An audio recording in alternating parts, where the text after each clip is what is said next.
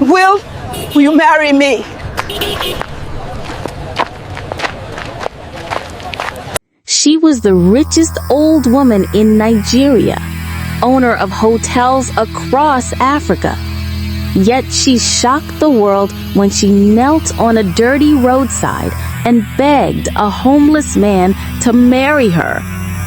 But instead of asking for her money, he gave her a condition that would change thousands of lives forever. Why him? Why that condition? And what happened on their wedding day that left the whole city speechless? Before we begin this story, make sure to like, subscribe, and share. The hot sun was shining over the busy streets of Lagos. People rushed past the big golden mall, carrying shopping bags and shouting prices. At the corner, near the dustbin, sat a man in dirty clothes. His name was Emeka. His shirt had holes. His slippers were worn out. His hair was rough, and his beard was long. In his hand, he held a small plastic cup, hoping someone would drop a few coins, but no one looked at him. Until something strange happened. A shiny black Rolls Royce stopped right in front of him. The car door opened slowly. Out stepped an old woman with short silver hair and a long green gown that sparkled in the sun. She wore gold bangles on both wrists, and her shoes had diamonds that shone like little stars. People stopped walking. "Is that Madam Grace?" someone whispered. Yes, it was Grace Ikenna, the richest old woman in Nigeria. She was known for owning hotels all over Africa. But she wasn't here to shop. She was walking straight to the homeless man. Emeka looked up, confused. "Good afternoon, sir," she said in a calm voice. He frowned. "Are you talking to me?" "Yes, I'm Grace. What's your name?" "Emeka," he said slowly. "Why?" She looked straight into his tired eyes. "Emeka, I have been watching you for 3 days. I heard you speak to that little boy yesterday about business and numbers. You spoke like a man who once knew great things. And I believe you can have another chance." He laughed a little, but it wasn't a happy laugh. "Madam, with all respect, people don't give second chances to men like me." Grace smiled softly. "I will. In fact," she took a deep breath. "I want to ask you something strange." "What?" Emeka asked, blinking. "Will you marry me?" The street went silent. Some people gasped. Others covered their mouths. Emeka stared at her like she had spoken in another language. "Marry you? Madam, you don't even know me." "I know enough, and I know you are more than this street." He shook his head. "If you really mean it, go into that mall, buy a ring, come back, kneel down, and ask me again." The crowd exploded with murmurs. "Is he crazy? Who tells a billionaire to kneel down?" But Grace didn't shout. She didn't even look angry. She just turned and walked into the mall. 5 minutes later, she came out holding a small red box. She walked up to Emeka, opened the box, and showed him a shiny gold ring.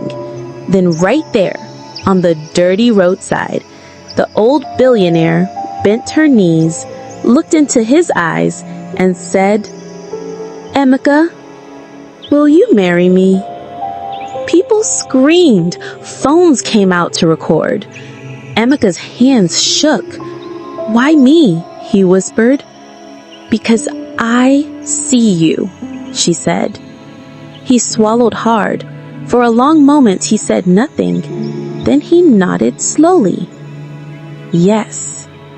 Grace smiled, slid the ring onto his finger, and stood up. "Now, get into the car," she said. He hesitated, looking at his dirty clothes. "Madam, I will stain your seat." "I don't care," she replied. Slowly, like a man waking from a long sleep, Emeka stood, picked up his small bag, and stepped into the Rolls-Royce. The car drove away, leaving the shocked crowd talking and pointing. Inside the car, Emeka sat quietly, holding the ring. "This feels like a dream," he murmured. The Rolls-Royce drove smoothly through the busy streets of Lagos. Emeka sat stiff, clutching his old bag like it held his whole life. Grace sat beside him, calm, her perfume filling the car. After a few minutes, Grace spoke. "We're making a quick stop." "Where?" Emeka asked. "You'll see." The car stopped in front of a tall glass building with gold letters that read Royal Grooming Lounge. Men in neat black suits stood at the door. Emeka frowned. "Madame, I can't go in there like this." Grace smiled. "Exactly why we are here." Two attendants opened the car doors. "He's with me," Grace told them. They nodded and led Emeka inside.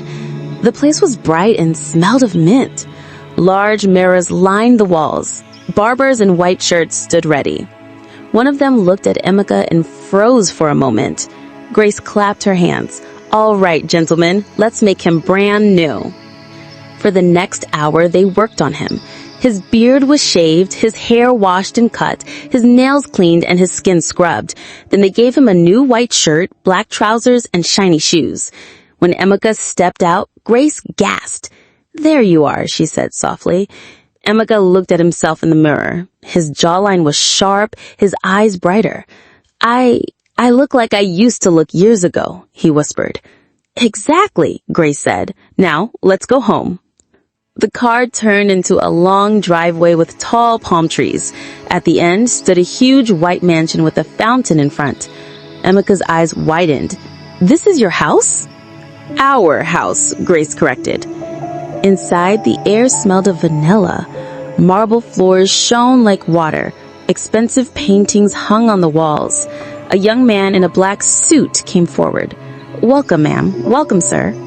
"Sir?" Emeka chuckled under his breath. Grace led him upstairs. "This will be your room for now," she said, opening a door. Inside was a big bed, gold curtains, and a balcony with a view of the city. "This is bigger than my whole street," Emeka muttered. Grace laughed. "Rest. Dinner will be ready soon." Later that night, Emeka sat at the dining table. A plate of hot jollof rice, fried plantain, and chicken sat before him. "He smells like heaven," he said, taking a bite. Grace watched him for a moment, then leaned forward. "Emeka, now tell me your story." He was silent for a while. Then he sighed. "I was once a teacher, mathematics and economics. I had a wife, Adaeze, and 2 boys. We were not rich, but we were happy. Then one day, a fuel tanker crashed into our street and exploded. My house caught fire. I lost them all. Wife, children, everything. After that, I had nothing left. I left the town and ended up here." Grace's eyes watered. "I'm so sorry." Emeka nodded. Pain can make a man forget who he is. They sat quietly for a moment, then Grace spoke again. "I told you I want to marry you. Do you believe me now?"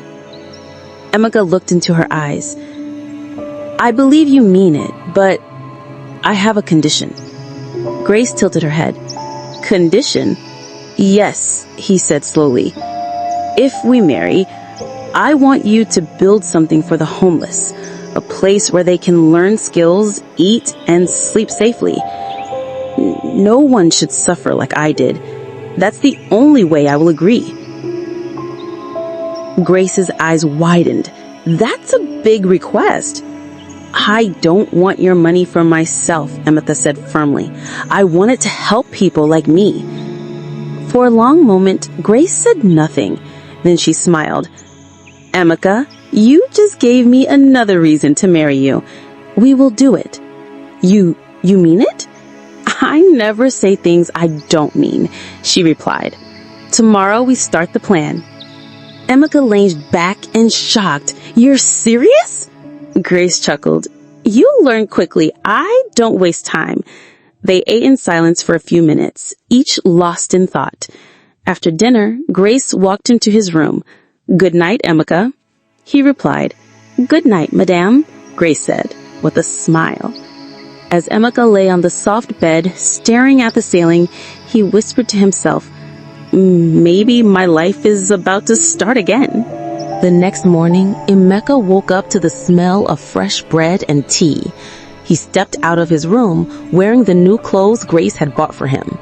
Downstairs, Grace sat at the dining table with a laptop in front of her. Good morning, she said, smiling. Good morning, Grace, Emeka replied, trying to get used to calling her by name. She closed her laptop. Eat quickly. We have work to do. What work? We're going to see some people about your condition. My condition? Emeka frowned. You told me to build a place for the homeless, she reminded him. We're starting today. An hour later, they were in a meeting room inside one of Grace's hotels. 6 men and women in suits sat around a glass table. This is Emeka, she said proudly, my fiancé. The people looked at each other in shock. One man cleared his throat. Madam Grace, no disrespect, but this man, she interrupted sharply, has a heart and a mind worth more than gold. And he has an idea that will change lives. She nodded at Emeka. Tell them. Emeka stood, nervous at first, then spoke. I want to create a center for the homeless. Not just a shelter, but a place where they can learn skills, carpentry, tailoring, farming, even computer work. A place where they can eat, sleep, and get back on their feet. The room was silent. Finally, one woman said, It's a good idea, but it will cost a lot. Grace leaned forward. Money is not the problem. I want this done in 6 months. Everyone stared at her. Yes, 6 months, and Emeka will oversee the project. Later that day, they left the hotel. On the street outside, people had gathered with cameras. Grace, is it true you're marrying a homeless man? One reporter shouted. Yes, Grace said calmly. Is this a charity stunt? Another asked. No, she replied. It's a love story. Emeka felt his face burn.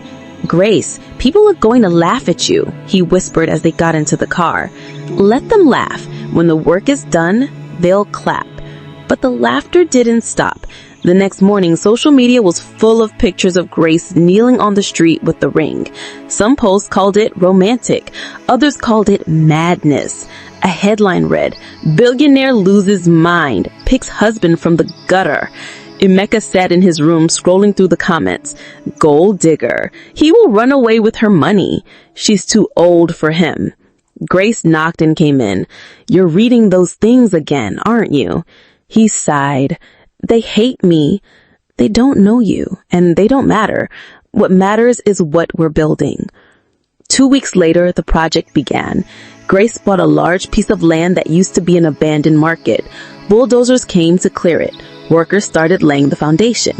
Every day, Emeka came to the site wearing a yellow helmet and talking to the workers. One afternoon, a young man in torn clothes came up to him. Sir, is it true you were like us before? Yes, Emeka said. And now you're marrying Grace? Yes. The young man smiled. Then maybe there's hope for me too. Those words stayed in Emeka's heart. But trouble came again. One evening, Grace received a call. She put the phone down slowly. What happened? Emeka asked. That was the city council. Some politicians are saying we can't build on that land. They want to stop the project. Why? They claim it's for public development, but I know it's because they don't want us to succeed. Emeka clenched his fists. We can't stop now. Too many people are counting on this. Grace smiled faintly. I never stop. Tomorrow, we fight. The next day, they went to the city council meeting. Grace walked in wearing a bright blue dress, her head held high. Emeka walked beside her, in a clean suit. The council leader spoke first. Madam Grace, while your project is noble, the land you are using is under review. Grace stood. Under review for 10 years and no one has touched it. Now that we want to use it to help people, you remember it exists. I will not stop this project. Not for politics, not for pride. These people need it. The hall was quiet. Finally, one council member cleared his throat. We'll discuss it again. As they left the building, Emeka whispered, "You were amazing in there." Grace smiled. "You haven't seen anything yet." That night, they sat on the balcony of the mansion looking over the city lights. "Grace," Emeka said softly, "you've done so much for me already. I don't know how to repay you." "You've already have," she replied. "How?" "You reminded me why I became rich in the first place, not just to live in comfort, but to make a difference." They sat in silence, the sound of crickets filling the night. In the distance, the city buzzed, but in that moment, it felt like only the two of them existed. 6 months passed quickly. The land that was once an empty, dusty market was now a bright and beautiful place. The sign at the entrance read, "The Second Chance Center." It had tall gates, a big hole for training, clean dormitories, a kitchen that smelled of fresh bread, and classrooms with shiny new computers. Everywhere, people were learning, sewing, baking, coding, fixing cars. Emeka stood at the gate, watching. This is more beautiful than I imagined," he said quietly. Grace came to stand beside him. "It's because you imagined it first." He turned to her. "Thank you." She smiled. "You know, we still have one more thing to do." "What's that?" "Our wedding." The news spread quickly. Billionaire Grace Ikenna to wed former homeless man Emeka. Some people were excited, some still doubted, but everyone wanted to see it. The wedding day arrived. The hall was decorated with white roses and gold ribbons.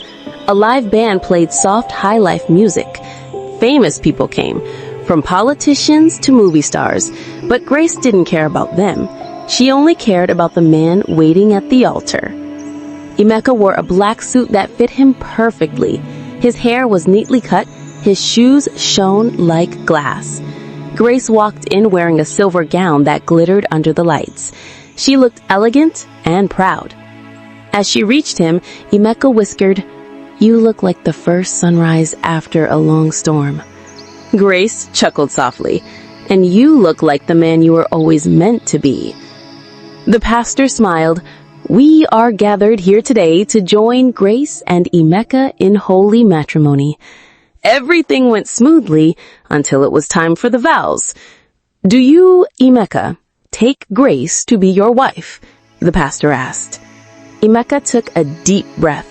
"I do, but before I say my full vow, I have something to tell everyone." The hall became silent. He turned to the guest. "When Grace found me, I was sitting on the street, invisible to the world. I didn't believe in love, hope, or even myself. I told her that if she really wanted to marry me, she had to build a place for the homeless. I didn't think she'd do it, but she did, and she did it better than I could ever dream." People nodded, touched by his words. He turned back to Grace. "Grace, you have given me more than love. You've given me my life back, and now I want to surprise you too." Grace's eyes widened. "Surprise me?" Emeka signaled to someone at the back. The doors opened and a group of people walked in. Men, women, and children, all wearing clean clothes. Some had tears in their eyes. "These," Emeka said, "are the first 20 people from the street that I personally brought to live at the Second Chance Center. Today, before God and everyone here, I vow to spend my life making sure your dream for them never dies." The guests clapped loudly. Some even cried. Grace's eyes filled with tears. "Emeka, this is the best gift you could give me." The pastor smiled. "Now may we continue?" They said their vows, exchanged rings, and the moment the pastor announced, "You may kiss the bride," Emeka leaned forward and kissed Grace gently. The hall erupted in cheers. At the reception, Grace and Emeka danced slowly to a soft love song. "Do you realize," Grace whispered, "that you've gone from the street to the stage in less than a year?" Emeka smiled. "Yes, but the real journey starts now." "Why do you say that?" "Because now I'm not just living for myself. I'm living for you, for us, and for all those people waiting for their second chance." Grace rested her head on his shoulder. "That's why I married you." Months later, the Second Chance Center was running in full speed. People who had once slept under bridges were now starting small businesses, teaching classes, and living with hope again. One evening, Grace and Emeka walked hand in hand through the center's garden. The sun was setting, and the air was cool. "Emeka, do you regret anything?" Grace said softly. He shook his head. "Only one thing." "What's that?" "That I didn't meet you sooner." Grace smiled. "Me too." They stopped walking and watched as a young boy chased butterflies across the lawn. The boy turned and waved at them. "That," Emeka said, "is why we did all this." Grace squeezed his hand, "And that's why we'll keep doing it." That night, they stood on the balcony of their mansion looking at the city lights. "Everything started with one crazy question," Grace said. "And one bold answer," Emeka added. They both laughed softly, knowing their story would be told for years, not just as a love story, but as a proof that even from the street, a man could walk into a new life if someone believed in him. And in the quiet of the night, Grace whispered the words that had started it all. "Emeka, will you marry me?" He chuckled, kissed her forehead, and replied, "I already did."